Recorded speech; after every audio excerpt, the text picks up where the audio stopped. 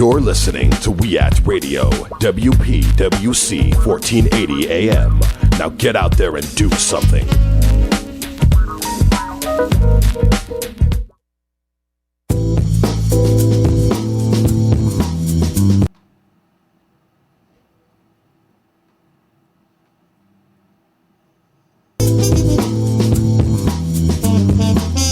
Hello, America, and welcome to Pivot Point, a show bringing you diverse views on the news. I'm your host, Maya Rockeymoore.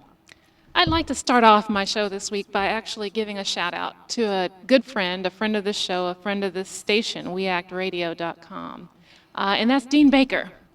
Dean has been right on so many issues, but he said this week, in response to a blog post written by Lawrence Michel of the Economic Policy Institute, he said, in Washington, the only thing worse than being wrong is actually being right. And the fact of the matter is that Larry Michel wrote a blog post that actually made waves in progressive Washington, because in that blog post, he was actually arguing that the Center for American Progress, which recently issued a report, saying that indeed that we should actually focus not on deficit and debt reduction anymore, that we should now focus on job creation, he congratulated them on doing it 2-3 years late. And the fact of the matter is that in progressive Washington, it's a big deal that he has congratulated the Center for American Progress in realizing the error of their ways in supporting the Obama administration's efforts to pursue a grand bargain to reduce the deficit and the debt instead of keeping their eyes on job creation. So it's easy to forget that organizations that are considered center-left, like the Center for American Progress and the Center on Budget and Policy Priorities, actually provided the cover that the administration needed in order to attempt to mollify the center-right Wall Street lobby, corporate lobby that's been pushing for deficit and debt reduction in part as a way to get out of the economic crisis that they created. And certainly by Republicans who have said that they wanted deficit and debt reduction, except when it's being extended by President Barack Obama.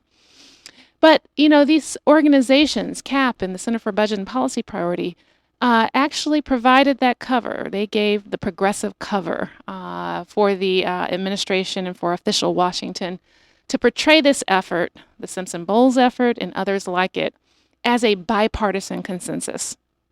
And the fact of the matter is that effort had the effect of not only turning our eyes away from the prize, meaning that we took our eyes off of job creation because we were going down this rabbit hole, but it's extended the pain and suffering on Main Street. We have not we're still not in full recovery mode, even though the numbers look better, and the numbers look better in part because, people are falling out of the back end, meaning that they're dropping out of the official statistics for job unemployment. And so, the fact of the matter is that I think the congratulations is undeserved. I think that the Center for American Progress and the Center on Budget and Policy Priorities, their reputations have been harmed dramatically, particularly in progressive Washington. The fact of the matter is that they were willing to put aside good policy analysis as measured by would the outcome actually have a positive impact on building and expanding the middle class for political expediency. And so for that, I would say, Larry, thank you for your blog post, but I think that the congratulations is undeserved. So in today's show, what's the big deal about the NSA's data collection spying effort? In what direction are the PRISM programs and the Boundless Informant program taking our society and our world? We'll have some excellent guests talking about these issues. Theodoric Meyer, he is a reporter at ProPublica. Holmes Wilson will join us, co-director of Fight for the Future. And Mariam Kaba, founder and editor of Prison Culture and the founding director of Project NIA. And later in the show, we'll talk about immigration reform. There was a lot of action on immigration reform this week. Will comprehensive immigration reform actually be derailed as a result of poison pill amendments that have been offered in Washington? And, the fact of the matter is that, the Obama administration and certainly Democrats always thought that Republicans had a keen interest in getting comprehensive immigration reform passed because demography is destiny in terms of the fate of the parties, and we all know that the Republicans are not doing well with black and brown populations. However, it seems like, the Republicans are very willing to put their foot in this and certainly block progress in this area, despite the writing on the wall in terms of America's demographic shift. And so later in the show, we will be joined by Leticia Miranda. She is a senior policy advisor for economic security policy at the National Council of La Raza. We'll also be joined by Andrew Slack, the co-founder and executive director of the Harry Potter Alliance. I'm going to have to ask him exactly what that is. And the Imagine Better organization. And Katie Stipp, Executive Vice President and Political Director at SEIU Healthcare Pennsylvania, will also join us for that conversation. But first, I'd like to welcome to the show Theodoric Meyer. Theodoric, are you with me? Yes, I am. Thanks for having me, Maya. Thanks for being here. So I think the American public is confused, and I know that you've written a couple of pieces seeking to clarify what exactly is happening. Can you give us the difference between and explain what the PRISM program is versus the Boundless Informant program? Well, 11 days after the first Guardian story was published, I'd say here's what we know for sure. We know that the Foreign Intelligence Surveillance Court issued an order on April 25th that required a Verizon subsidiary to hand over all telephone records, which are also known as metadata, to the National Security Agency. They required them to do this on an ongoing daily basis. Comments by several senators and other reporting have suggested that this order was only the most recent 3-month authorization in sort of an ongoing program that has been happening for the last 7 years. And the Wall Street Journal and the Washington Post have also reported that similar orders cover other telephone companies such as AT&T and Sprint. And so that is the telephone system, but we also know that there is something going on with internet data collection, correct? Yes. The Washington Post did a story actually in today's paper that reported the Verizon order was part of a larger effort to gather this telephone metadata or telephone records, which is essentially the time and duration of calls, as well as some other data such as location data. This broader effort, according to the Post story today, is called Mainway. The Post also reported on the existence of a program to collect internet metadata called Marina, as well as 2 other programs that are actually designed to get actual content from both telephones and from the internet. The internet program to get actual content is called, which of course has been written about extensively over the last week and a half. And so this week we saw a lot of hullabaloo on Capitol Hill, with many congresspeople actually claiming that they had no idea about the extent of these programs. Indeed, we understand that the congresspeople received a briefing on these issues. And yet the intelligence officials actually insist that they're legal, that congressmen and women actually voted for these programs through the authorization of the Patriot Act and the FISA Amendments Act. Indeed, are these programs authorized? Are they indeed legal according to those laws? Well, like any law, the Patriot Act is subject to interpretation by the courts about what it actually authorizes. So the phone records, for instance, hinge on Section 215 of the Patriot Act, which modified an earlier law passed in 1978 called the Foreign Intelligence Surveillance Act. We know that Section 215 has been interpreted by the Foreign Intelligence Surveillance Court, and that there are court opinions on what this program actually authorizes. But those court opinions are secret, so it's unclear what they actually say. Well, I think that this is very interesting because your point, because President Obama, when this first the airwaves said that nobody's listening in on your phone calls. But is that actually true? I mean, is it true? Do we actually know that that's the case? I know that members on the Hill were actually inquiring about whether court approval was required before accessing phone information. And when I say phone information, I don't mean the metadata.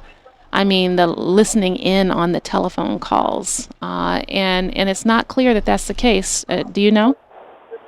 I mean, so much about these various NSA programs is secret and remains secret, which makes it hard to have a really informed conversation about this. Even if you've managed to keep up with the stories that are coming out from half a dozen different news outlets, it's still very difficult to know exactly where the facts lie. Well, I'll tell you what, Snowden, the gentleman who was the whistleblower who came out more than a week ago now to blow the cover on at least one or more of these programs, said that it was within his purview, or at least within the purview of analysts like him, to listen in on phone conversations or listen in and read emails. And so when we say that it's hard to know what's happening, it's hard to actually refute what he's saying, given that he actually knew about these programs. So I'd be curious to know what your thoughts are about what's probably happening versus what we know. Well, one of the key issues surrounding all of this is how the NSA is actually analyzing the information that it's gathering.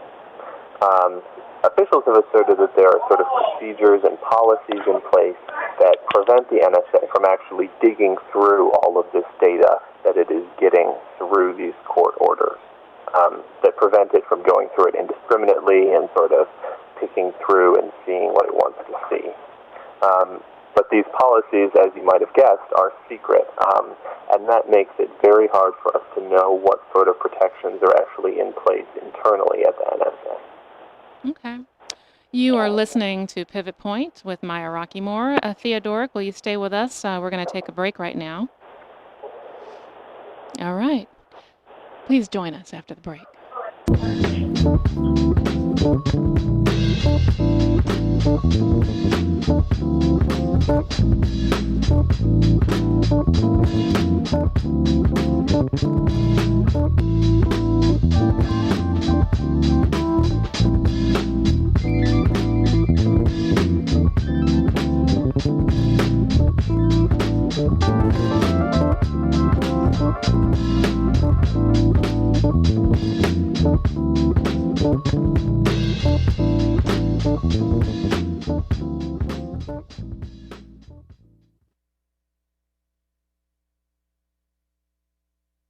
This is John Bauman. You know me best as Bowser, formerly of the group Sha Na Na. And when we were rocking and rolling all those years ago, I wasn't particularly worrying about my retirement or how I'd pay for health care. But now that I'm 65, I really understand the importance of Medicare, not just for myself, but for generations of working Americans who need secure health care as they get older. That's why this election is so important. The Romney-Ryan Coupon Care Plan will mean the end of traditional Medicare. It gives seniors a partial payment which loses value over time and raises our health care costs as much as $500 more each month. Coupon Care also puts us at the mercy of private insurers, making it harder to pick our own doctors. All of this to pay for tax cuts for the wealthy? Are you kidding me? Americans of all ages say no to Coupon Care. Bum bum bum bum bum bum bum bum bum bum bum dang dang dang ding a dong ding. Preserve Medicare. You're listening to We Act Radio, WPWC 1480 AM. Visit us online at weactradio.com.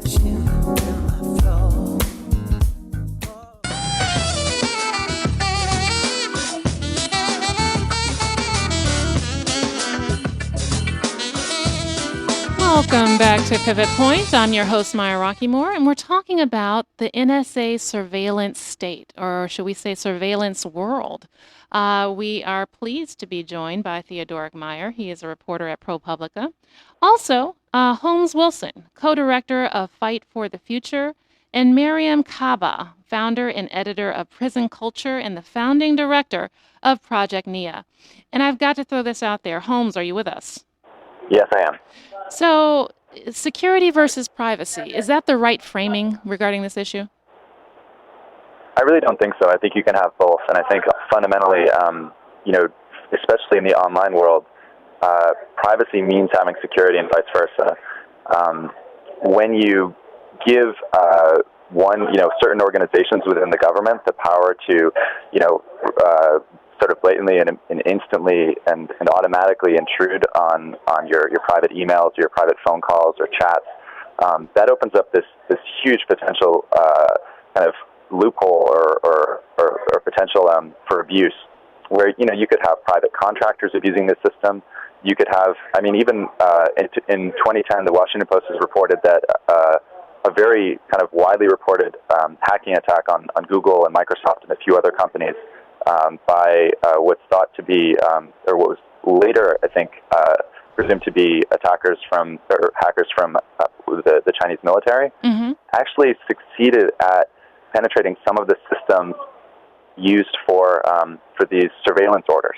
Oh, interesting. So they built the system that allowed members of the U.S. intelligence services to spy on individuals, and that ended up getting hacked by the Chinese, we think, or something like what's now being called PRISM ended up getting hacked by the Chinese.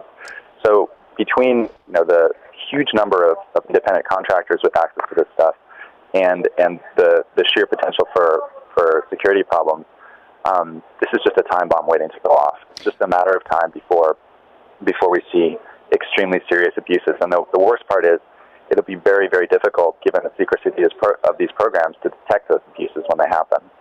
I think that you raise an important point, and that is the fact of the matter is that the system can very well be abused. And Miriam, haven't we had a history of abuse of power with regards to surveillance in the United States before? Absolutely. This is the thing I think that a lot of people, myself included, when folks talk about a massive surveillance apparatus, in history we know that even though it's purported to be focused on our quote-unquote enemies, that there's always a possibility for abuse and overreach. And, whether it's the targeting of people like Dr. King or, frankly, the targeting of people in Occupy Wall Street currently, this is part of American history, that these kinds of massive apparatus can always be sources of abuse of power.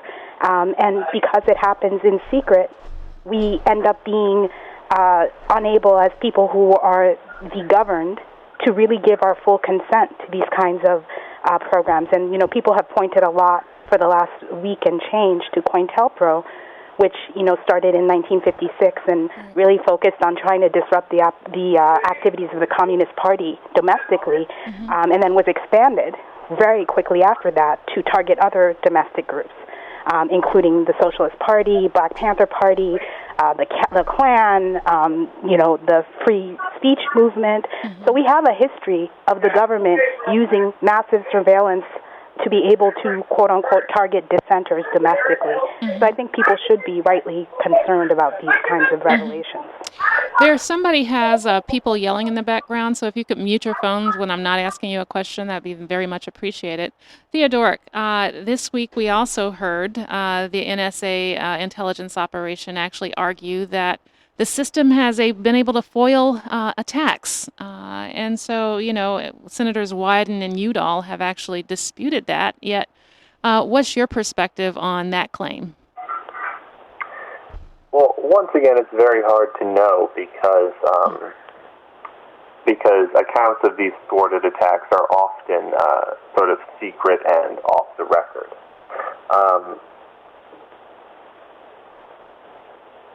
So it's very difficult to know, and I think in the couple of instances that have been mentioned, in which attacks have supposedly been thwarted, I think we'll see more reporting surrounding that as this moves forward. One of the cases that has been mentioned is the would-be New York subway bomber, Najibullah Zazi. Dianne Feinstein said that phone records had been used in that case, but there's also evidence that it was more old-fashioned police work that helped solve that case. Mm-hmm. So I think that sort of remains to be seen. Holmes, I have to ask you, Snowden, is he a villain or a hero? I mean, I see him as extremely heroic. I mean, I think the step that he took will just go down in history as one of I think one of the most kind of selfless and heroic acts of the past 10 years. You have this guy who's young. I mean, I think when the leaks first came out, everyone assumed it was this, sort of old hand in the business who'd just seen too much. But we're talking about someone who's 29, who is living on a comfortable salary in Hawaii. He gave up a comfortable life. He left his girlfriend. He literally faced death. I mean, he talks about the fact that he was very aware of the fact that if things went badly enough, he could potentially have been assassinated. They could have, handed his name over to other intelligence services, to organized crime.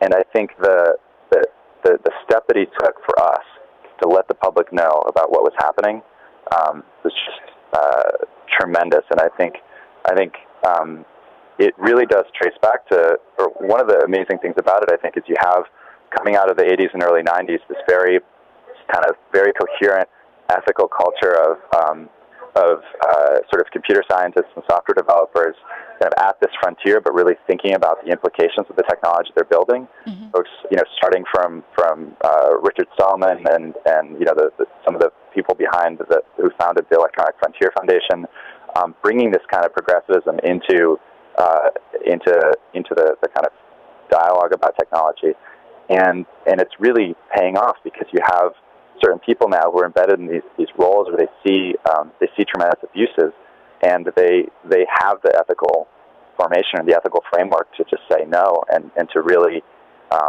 take it upon themselves and take extreme risks to get this information out to the public and try to right that wrong. It's interesting. I'm sitting here in Washington, D.C., and I'm staring at a poster in this radio station. It's a poster, a picture of Malcolm X, and it's a quote that says, "Don't be so blinded with patriotism that you cannot face reality. Wrong is wrong, no matter who says it or does it." And it strikes me that this is an instance of a young man who maintains this ideal of a notion of a right that's even higher than the notion of citizenship or patriotism. Miriam. Can I say one mm-hmm. thing about this Sure. frame about, I think that we are really at, by being so focused on the question of whether or not one individual is a hero or a villain, we actually are giving comfort to the government being able to continue to keep its massive apparatus in place, because what ends up happening, and I've been seeing this all along, is we've gotten really caught up in the personalities involved in this story, whether it's the personalities of the reporters who broke the story or Snowden, because once you start talking about Snowden as a hero, then people pull out 20 million other things that show that, quote-unquote, as they see it, he isn't. So we get caught up. We've been arguing back and forth about the individual personalities, including the personality of the president.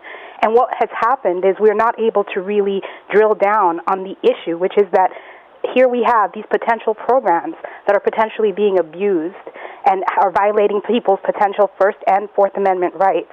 And we have been caught up in the kind of individual stories of the individual players. So I don't know. I've been feeling really impatient about moving past that for a minute, to go back to really focusing on what's at stake for us. I think it's a good point, but at the same time, if he hadn't have said anything, we wouldn't be having this conversation. No, of course. And again, I'm not arguing whether or not he is or isn't, and I personally, I'm always for more transparency in the system, so I'm happy that he came forward, but I'm just saying that in general, it seems like a lot of the conversation has been focused there, at least online and in other forms of media, and we've gotten away a little bit. Well, so I'm going to push back, because there's this long tradition of civil disobedience in our nation. We've seen it in terms of, Martin Luther King and the civil rights struggle. We've seen it with various whistleblowers, including Ellsberg and others. And so, the question of, and the story of Snowden is a subplot, as you are well, as I think, pointing out, of a larger issue, but it's a subplot we can't ignore. And I would agree. Yeah. Again, I'm not saying that it's not worthwhile to think about the individuals involved. I'm just saying that what ends up happening in this kind of culture that we're in is the focus becomes the individuals, and we get away from looking at the systemic issues. And also, I think we also are, Snowden is not King, and Snowden is not, Snowden is not Ella Baker, and Snowden is not Rosa Parks. A lot of the kind of facile analysis that's been out there is also very, he's not part of something that we have in this country. We don't have a mass anti-surveillance movement. We just don't. We have a lot of people like myself who care a lot about these issues and have been pressing that. Those other folks were part of a large collective action movement. Snowden is very much, people make fun of David Brooks' piece that he put out in the Times, and there's a lot to be made fun of. But basically the concept of people bowling alone, that very much focuses on that. And that makes us unable to be able to dismantle this larger system when we've got individual actors acting, with conscience alone. And so that's simply my point. Okay, so let's talk about... I think it's difficult. Mm-hmm. It's a difficult question for the NSA, right? Because they need to hire people who are highly trustworthy and who really do believe in the system they're serving. The problem is if they hire believers, those people might end up believing in values that are, maybe even more profound or more fundamental than the kind of short-term goal of catching a criminal or a terrorist, right? And so they need to get these people who have this very, deep sense of honor and duty. But honor and duty eventually can get you to a point where, you feel like you need to resist. And that's the really interesting thing, I think, about Snowden. But I do agree. I think the focus will shift soon, in some ways, whether we like it or not, because the journalist at the center of this, Glenn Greenwald, is, indicated that there are many more leaks to come. And that I think they're maybe even waiting for some of the Snowden-focused story to die down a bit to clear room for the next. But the next leaks week. are coming from Snowden himself, right? I was at a dinner party last night, and the people were like, "Well, why did he go to China?" Well, Hong Kong, which is of course a protectorate of China, but and the fact of the matter is he has leverage there because he has additional information that he is planning to leak. Late this week, he suggested the United States indeed had been the one who had been launching a cyber attack against Chinese institutions. So it's going to be interesting to see how that evolves. But Holmes, I actually do want to follow up on a point you made earlier, and that is the role of these contractors. So we know that Booz Allen was the place where Snowden worked, and that they have a significant role in the surveillance apparatus. Can you talk more about that? Sure. I think the most kind of fundamental and scary piece of this is think about what these systems, Boundless Informant or PRISM, particularly PRISM, I think, look like from the point of view of someone who's on the inside and using it. They're literally sitting at a terminal somewhere, anywhere in the country or in the world, and they have a search engine where they can type in any name. It's theoretically limited to Americans who had contact with people overseas or something like that, but we really don't know.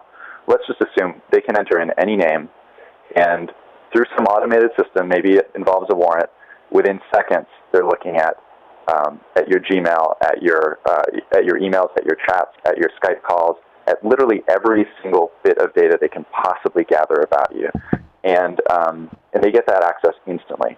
Mm-hmm. Now think about what that means and what you could do with that, or even better, try to think of something that you couldn't do with that kind of power. Mm-hmm. I mean, you could tip an election, you could bankrupt a company, you could ruin almost any public figure. There's just really no limit to it, and the fact that we're giving that access to small teams of people in the government is one thing.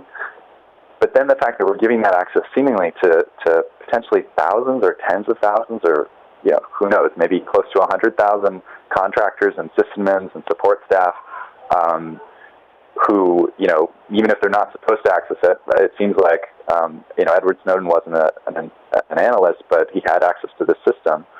That's just astounding. And I think the potential for abuse is extreme. They've created this system without really thinking through the consequences. They want the ability to collect this data fast and share it across organizations fast, but with that speed and facility comes a huge security risk that literally someone could go rogue within that system and use the information they get, not to leak to the public and expose the system, but for own personal gain or political gain, or to settle a vendetta. And we will have no idea that they did. I mean, how would we even detect it if someone used this to leak an embarrassing detail about a politician in the height of a race? Right. So I was startled to read this morning in the New York Times, they were talking about Booz Allen, and that the company 2 months ago announced the creation of the Strategic Innovation Group, a group that is pursuing a project, what they call the development of predictive intelligence tools that its clients can use to scour the web for anomalies in behavior and warn of terror or cyber attacks. And so the notion that you can actually predict who might create crimes, what additional element of abuse might that bring in, Miriam? Mm-hmm. I think that, this ties in, your point ties in also to just the recent DNA court decision by the Supreme Court, this notion of predictive crimes. I'm really worried because, again, who are the people who are already targeted within the criminal legal system in this country? It's always been people of color, poor people, people on the margins. It seems as though in these kinds of cases, we're the ones, again, who already are suffering inordinate, disproportionate surveillance. These kinds of tools are just going to be put to use to continue to oppress us as people within the country. And so every time new technologies come into being, I'm always worried about their disproportionate targeting and use against people who are already marginalized. I think part of what's been interesting in this, I've seen a lot of pieces in the news around people saying, why are people always up in arms right now around this particular NSA leak, when we've known that, for example, since the 2001, since the Patriot Act came into being, that Muslims have been surveilled by the NYPD, or we've known about things like COINTELPRO, we've known about, other kinds of surveillance that have been done towards people of color. I think, again, when you think about what you just talked about in that particular program, there's just so much possibility, because we live in an unequal society, that, again, the people who are targeted the most are the people with the least power. In fact, it's just struck me. I've been at the airport. I travel a lot, a number of times, where I've seen people who are brown-skinned that may look like they're somehow Middle Eastern, being pulled aside, or being told to call a number. And I've seen it more than once. And so, you've got to wonder about how these tools are being used and what impact they'll have over the long term. And so with that, unfortunately, we're out of time, but I'd like to thank each of you, Theodoric Meyer, reporter at ProPublica, Holmes Wilson, co-director of Fight for the Future, and Miriam Kaba, founder and editor of Prison Culture and founding director of Project NIA, for coming on the show today. Thank you. Thank you. Thank you very much. You're listening to Pivot Point with Maya Rockeymoore, sponsored by the National Committee to Preserve Social Security and Medicare.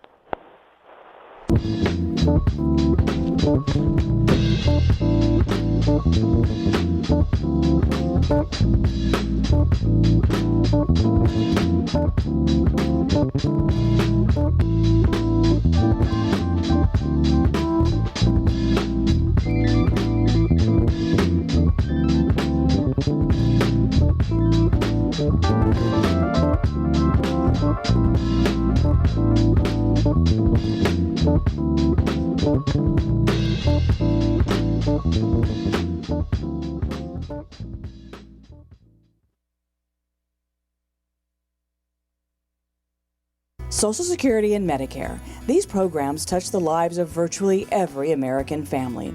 Yet with so much misinformation out there, Americans are pretty confused about their future. You deserve the truth.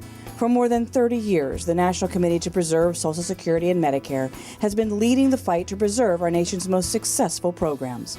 Join us and find out how to keep Social Security, Medicare, and Medicaid strong for all generations. Learn more online at thetruthnow.org. This is John Bauman. You know me best as Bowser, formerly of the group Sha Na Na. But these days, I'm rocking and rolling nationwide as part of the Truth Tour with the National Committee to Preserve Social Security and Medicare. Some politicians claim they want to protect Medicare, but the truth is they support the Romney-Ryan Coupon Care Plan, which would end traditional Medicare. This could raise our health care costs as much as $500 more each month. Ending Medicare doesn't protect it. Learn the facts and join our national campaign at thetruthnow.org. I'm Gary Johnson, former governor of New Mexico. Last year, my state became the 12th state to allow medical use of marijuana by patients who are seriously ill. Some people were surprised that a Republican governor supports medical marijuana, but I'm hardly alone. Groups like the American College of Physicians, American Nurses Association, and American Public Health Association have all acknowledged the medical value of marijuana. New research about medical marijuana is coming out almost every day, showing remarkable potential in all sorts of serious conditions, including cancer, AIDS, and chronic pain. But some in government still want to put politics and ideology ahead of public health. To learn more about medical marijuana and what you can do to help, contact the Marijuana Policy Project at 1-877-JOIN-MPP or visit them on the web at mpp.org. Thanks.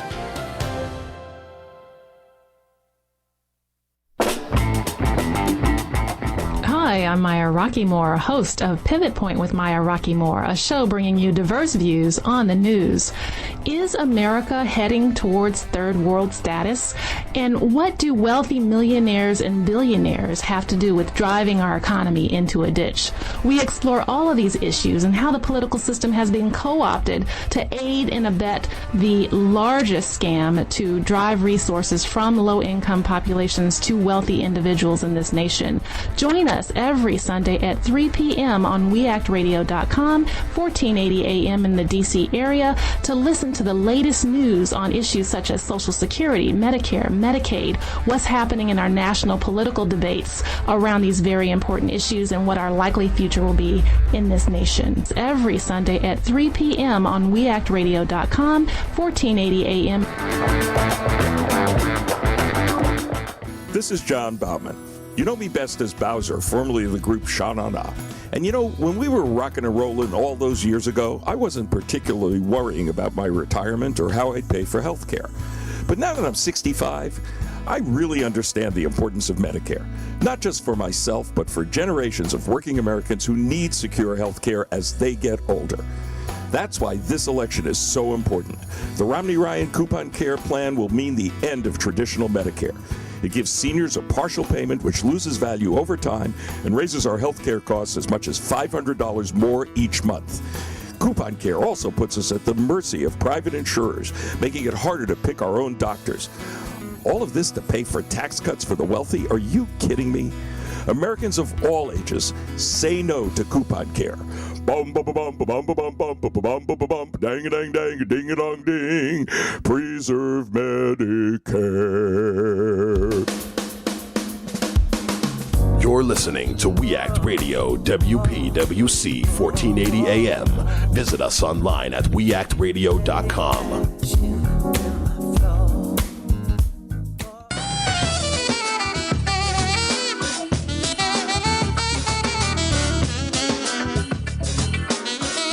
Welcome back to Pivot Point. I'm your host, Maya Rockeymoore, and it is my pleasure to always welcome to the show Leticia Miranda. She is the Senior Policy Advisor for Economic Security Policy at the National Council of La Raza. Leticia, are you with me? Yes, thank you for having me. Thank you for joining me. Leticia, this week marked the official opening of the immigration reform debate. Tell us what's happening. Well, many amendments were filed already this week. So some of them are some positive amendments, but there are many troubling amendments that are designed to derail the bill or that could just really make it very difficult for many of the aspiring citizens to get onto the path to citizenship. But they're doing things like making it much more expensive to even take the first step towards legalization. Mm-hmm. Those are the issues that I focus on regarding taxes and Social Security and so forth. So let's talk about a couple of those amendments. Okay. So generally, the frame is that there will be a path to citizenship, regardless of whatever version we go with, and that path can range in time from what's the time frame? Right now, it's 10 years, and mm-hmm. there's no. Yeah, it would take 10 years before you could even apply for legal permanent residency. Okay, and during that 10 years, people are still here. They're still working. Right. What's happening with regards to, what's the proposals with regards to the taxes that they're paying during this time? and what impact it'll have on their legal status when they eventually do get it. Okay, so the bill says, right away, within some number of months after the bill passes, all of the immigrants would have about 18 months to apply for the registered provisional immigrant status. So under that status, they would have legal work authorization, and they would get a Social Security number, a valid Social Security number. Mm-hmm. And they would be able to travel to their home country if they needed to, and without having a problem to get back into the country legally. So, during that time, they would have to be paying their taxes and showing that they're not allowed to be unemployed for more than 2 months for any time period within that 10-year time frame. If for some reason they are unemployed, they have to show that they have sufficient resources, that they live above the poverty line if they're not working. So those are some things that harken back to other times in our history, I thought, the work requirement part. So that is a hard thing. Although, there are some exceptions to the work requirement. For example, if you're taking care of children or adults or something. So if you're a mother and you're staying at home with your children, that is an exemption, but you have to be attached to a breadwinner, your husband or like a father or something like that who is working.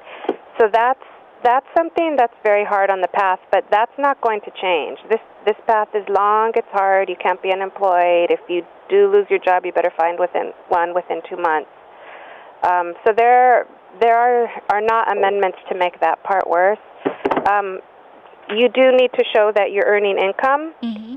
And you do need to pay all your taxes, but the amendments that are coming out, one that we saw, which was defeated in the Judiciary Committee, but will come back and is going to be difficult to defeat, is from Senator Sessions that says that you cannot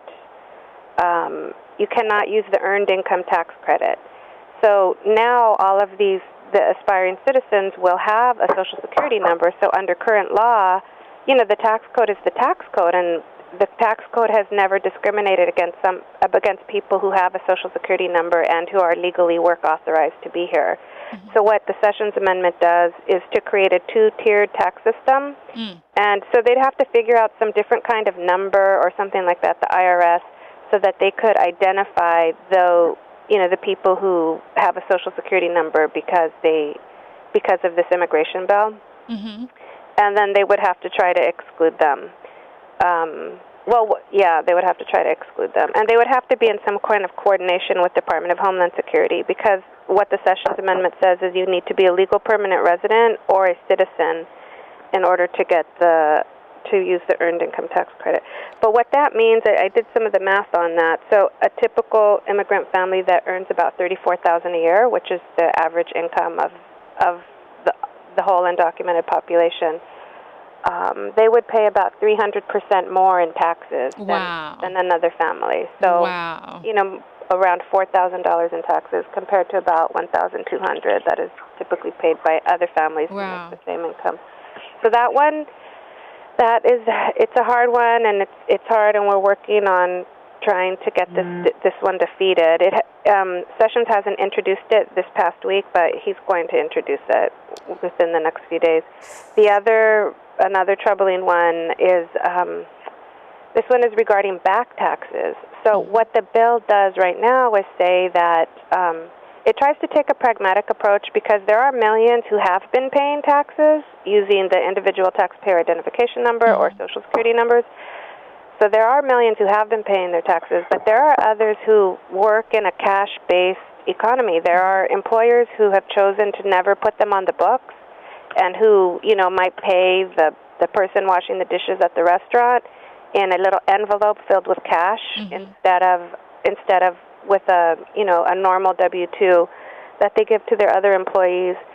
So there are, also a large number of people in that underground economy situation. Mm-hmm. So if this Hatch Amendment, which actually Senator Rubio decided to co-sponsor this past week, if this Hatch Amendment and Rubio Amendment goes through, that would derail the path to citizenship for millions of people. As you can imagine, there's people who are day laborers or domestic workers, or, many other, occupations in our economy where they have been operating in a cash system. Right. And the current bill, the Judiciary Committee version of the bill said instead of trying to untangle all of these back tax situations, and which is a big headache for the IRS because there's no documentation of their earnings or their employers, or they don't have bank statements and so on and so forth. Mm-hmm. What the current bill does is instead it gives them a fine. So there's just a standard fine. It's about $1,000 in total for a family of four. It would be about $4,000 Mm-hmm. over the 10 years. So it's about $1,000 right at first, $1,000 after 6 years, and another couple thousand when they do the adjustment to legal permanent residency. So that was the more programmatic approach, and we support that. And it does require that people pay any assessed taxes. So if the IRS knew that you had income and they sent you a letter saying you owe this much more in income taxes or what have you, that they do have to pay all of those assessed taxes and the fines. And so we think that is a much more pragmatic way to go. But unfortunately, this amendment by Senator now Rubio and Hatch would say that you would have to prove that you paid all of your back taxes for every year that you were in the country. So it would just be very troubling, including the fact that the IRS would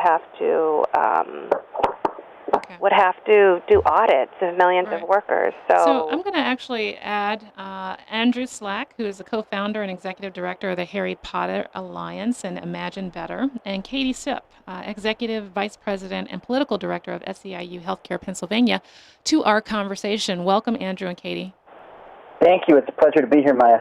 Katie, there was yet another amendment, I think, that focused on limiting access to healthcare tax credits under the Affordable Care Act. It seems like that the amendments are very much focused on limiting potentially new citizens' access to public benefits. What's your assessment? Well, yeah, I mean, I think it's kind of crazy that we send a sort of mixed message around healthcare reform because we want immigrants when they're highly skilled nurses and medical professionals to come to the country. We have special kinds of visas to attract people who are in the sort of STEM professions, including folks who practice medicine. And yet, when other kinds of immigrants are here, we're trying to deny them access to health care. So, we feel very strongly that it's important for people to have health care when they come here. It's good for everyone in the country, for folks to have access to health care regardless of whether they're documented or undocumented. And we also think that, it's important if we're bringing workers over to participate in our healthcare system, that they should have access to things like, family unification, so that we aren't bringing nurses from the Philippines who, live here for 10 years without the ability to bring their own children. I think what's interesting about that is that when you look at our aging society and who's taking care of our aging society in terms of home health workers and others, a significant, I think it's 25% or more, number of the workers who work in this area are immigrants. And so it's striking that government seems to be focused on limiting their own access to these benefits. Andrew, welcome. Thank you. What's your take on what's happening in Washington with regards to the poison pill amendments? Well, I think when my take generally, because I'm coming at this as the executive director of something called the Harry Potter Alliance and the Imagine Better Network, is to think about this in terms of how we value what our values as a culture are according to our popular culture and our modern mythology that we've embraced. To give you a sense of that, I started the Harry Potter Alliance with friends years ago, and we mobilized about 1 million Harry Potter fans based on parallels in the books to act as heroes in our world. And with the Imagine Better Network, we're expanding beyond Harry Potter to include all popular stories.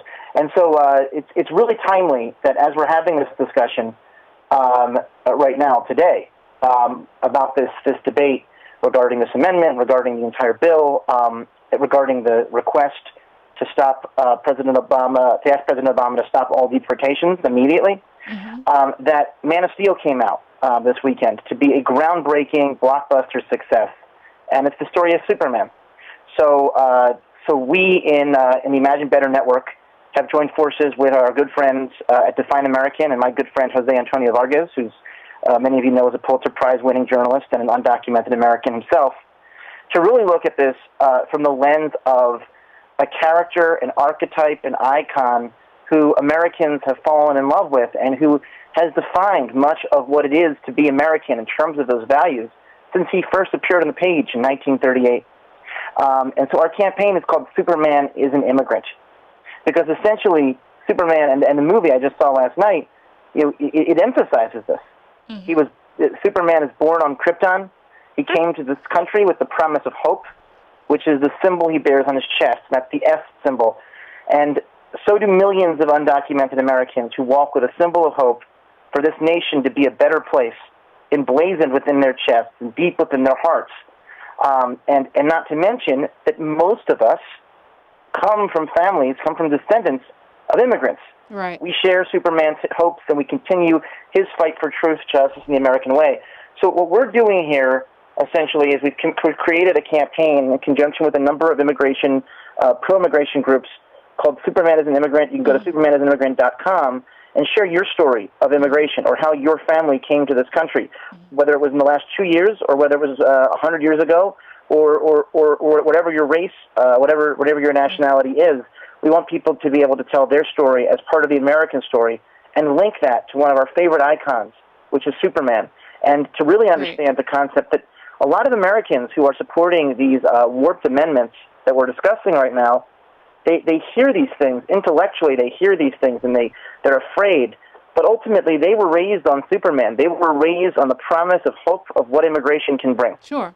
And therefore, they're already immigration activists. They just don't know it yet. They just don't know it. I appreciate your attempt to link policy to popular culture as a way to get more Americans on the bandwagon invested in this issue.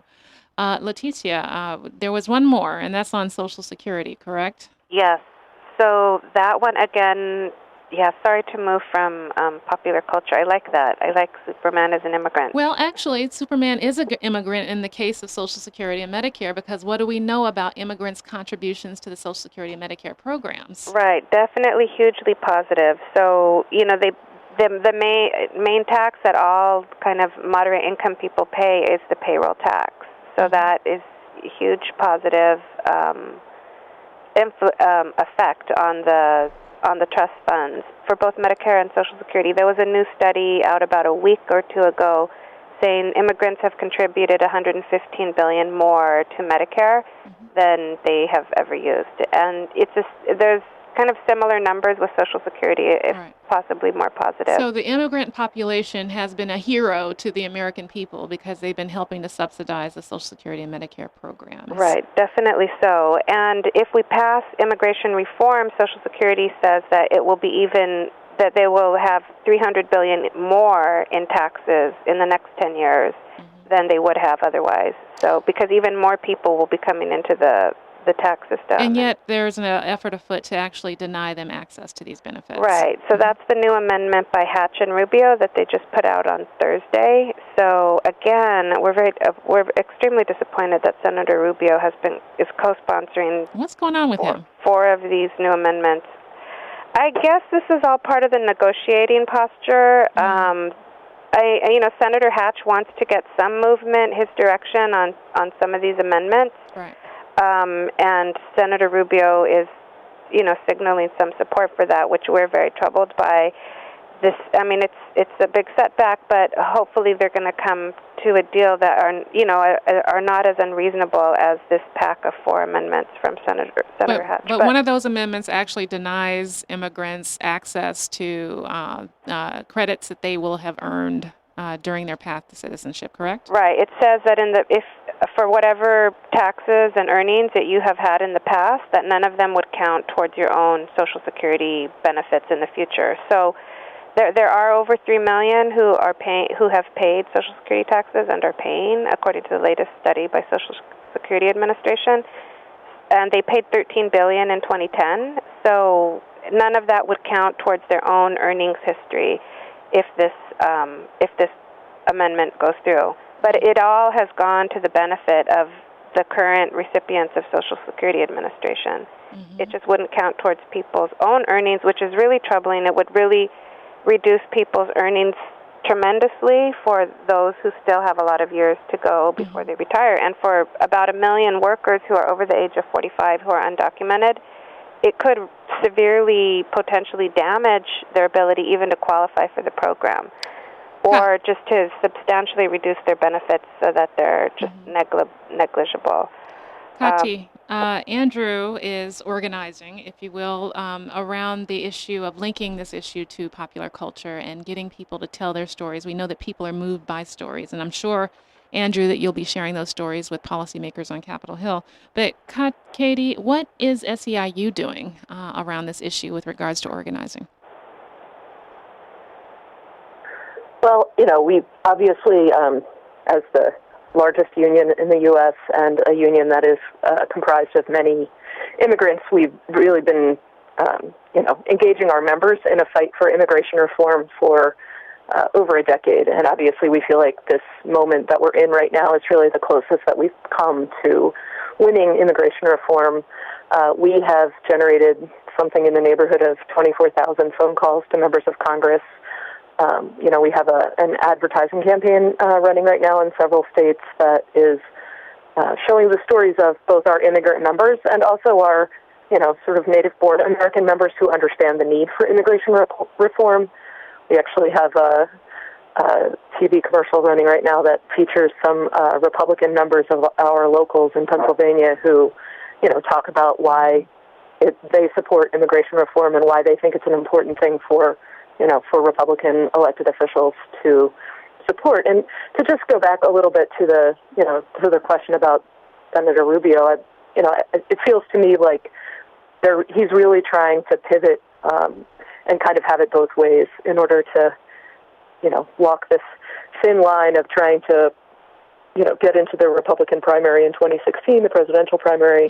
It just seems to me like he wants to be both a strong voice for immigration reform so that he's able to attract a substantial number of Latino and other immigrant voters, but also at the same time not kind of lose his ties to the Tea Party. And so I think that our struggle is really to convince him that it's much more important for him to be walking the good line on immigration reform than to, sort of go over to the dark side, if you will. And I'm actually going to ask you to give us the last word because we are out of time. But ultimately, this is for the betterment of the nation. And Andrew, you suggested that as well, that we have benefited from generations of immigration. And this is no different, correct? Oh, is that to me? Yep. Yeah. I was taking some notes before this and just thinking about this in terms of we are interested in protecting immigrants coming into the country right now, undocumented immigrants that are already here. Ultimately, there's something that's also at stake, which is an ideal, which is the American experiment, which is the American way. That's what we're fighting for as well. We're fighting between the letter of the law and the spirit of the law, between preying on our deepest fears versus praying for our higher nature, between giving our soul over to those who feed on our fears, or letting Superman's example as an immigrant for truth and justice allow us to soar to new heights. If we are to maintain our superpowers as a superpower, we must invest in the same thing that we've been doing this whole time of being the American experiment.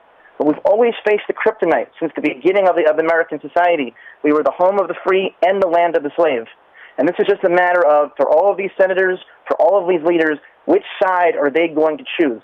The American way that is for freedom, or the American way that is for the enslavement and exploitation of those who have less? This is what this comes down to. And millennials are a generation that have endured 9/11 and Katrina and violence at home, wars and genocide abroad, the existential threat of global warming, and the reality of a broken economy. But contrary to popular belief, it is an economy broken not by tax-paying, undocumented immigrants who are making this country great, as all immigrants have done, but by a system of Lex Luthor-like bankers that choose fear and greed over truth and justice. So rather than reacting to dark and difficult times by doubling down on the blindness of fear, we're inviting all of us here on this call, I believe, this nation to grow faster than a silver bullet, to be more powerful than a locomotive, and to be able to leap tall buildings in a single bound. This is not a bird. This is not a plane. This is the United States of America, a place that invented Superman and a place that can strive to soar like Superman. So to Senator Rubio and all the senators out there, this is your choice. Are you for the American way, or are you going to turn your back on the American way? Well said. And with that, I would like to thank Leticia Miranda, Senior Policy Advisor for Economic Security at the National Council of La Raza, Andrew Slack, Co-founder and Executive Director of the Harry Potter Alliance and the Imagine Better Network, and Katie Sipp, Executive Vice President and Political Director at SEIU Healthcare Pennsylvania. Thanks to all for joining me. Thank you. Thank you. And thanks to my listening audience for joining us for yet another edition of Pivot Point with Maya Rockeymoore. Thank you to our sponsor, the National Committee to Preserve Social Security and Medicare, and to our entire production team that includes Peter and Cole. And with that, I'd like to invite you to join us every Sunday at 3 p.m. Eastern Time on weactradio.com or 1480 a.m. if you're in the Washington, D.C. area. Until next time, America.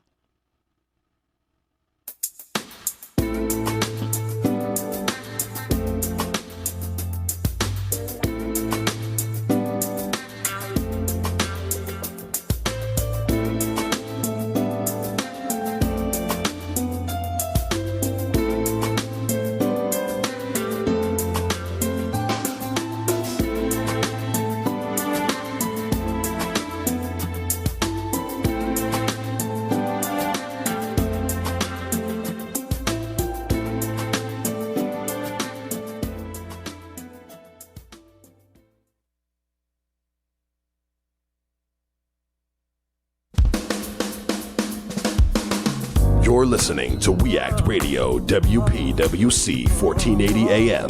Visit us online at weactradio.com.